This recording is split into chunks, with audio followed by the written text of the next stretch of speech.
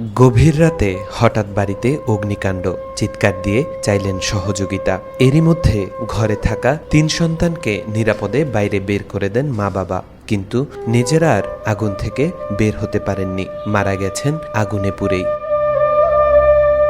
মর্মান্তিক এই ঘটনাটি ঘটেছে ঢাকার দোহারের বিশালপুর রাধানগর গ্রামে। স্থানীয়রা জানান, শুক্রবার রাত ১:৩০টার দিকে হঠাৎ আব্দুস সালাম শিকদার ও নাসিমা বেগম দম্পতির বাড়িতে আগুন লাগে। এ সময় তাদের চিৎকারে আশপাশের লোকজন জড়ো হন। তারা আগুন নেভানোর চেষ্টা করেন। এই দম্পতি ৩ সন্তানকে নিরাপদে ঘর থেকে বের করলেও নিজেরা আর বের হতে পারেননি। ঘটনাস্থলেই পুড়ে মারা যান। খবর পেয়ে ফায়ার সার্ভিসের একাধিক ইউনিট ঘটনাস্থলে গিয়ে ভোর ৪টার দিকে আগুন নিয়ন্ত্রণে আনে। টিন ও কাঠ দিয়ে বানানো পুরো ঘরটি পুড়ে ছাই হয়ে গেছে।